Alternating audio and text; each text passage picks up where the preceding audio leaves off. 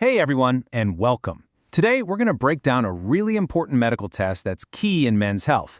We're going to be talking about the Penile Doppler Ultrasound, what it is, how it works, and why it's such a vital tool for figuring out the root causes of erectile dysfunction.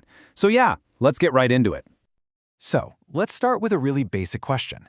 You know, when ED isn't a simple case, and doctors think there might be a physical reason behind it, how do they actually see what's going on? How do they get a look under the hood, so to speak, to see how things are working? Well, one of the most important answers is the Penile Doppler Ultrasound. It's a specialized test, it's totally non-invasive, and it uses sound waves to check out blood flow. It gives doctors a direct window into the vascular health of the penis. Okay, so what is this test actually looking for? It really boils down to two critical numbers, two key metrics about blood flow, that, together, tell a very detailed story. First up is something called peak systolic velocity, or PSV for short. The easiest way to think about it is like turning on a faucet. PSV measures the top speed of blood flowing into the penis to create an erection. You want strong pressure, right? It's the same idea here. And the second metric is called end diastolic velocity, or EDV.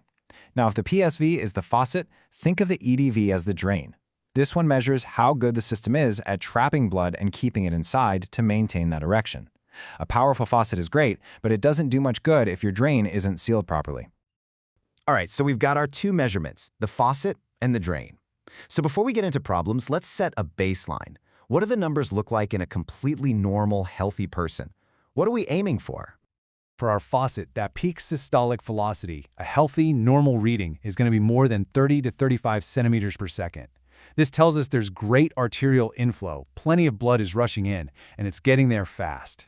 And for our drain, the end diastolic velocity, well, a normal reading here should be pretty close to zero.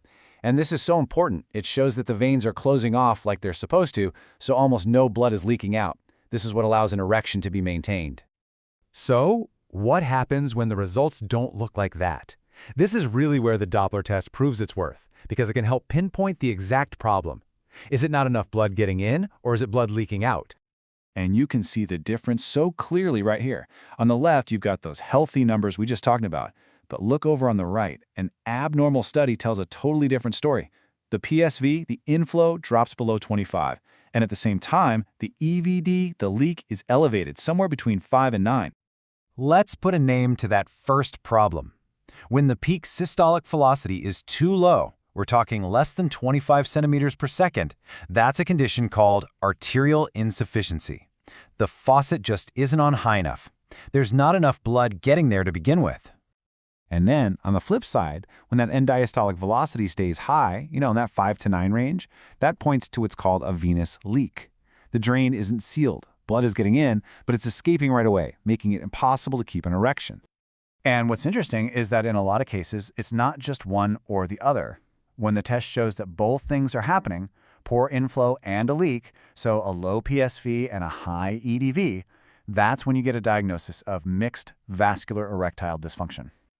So we've got all of these numbers and these diagnoses, but why does all this detail matter so much?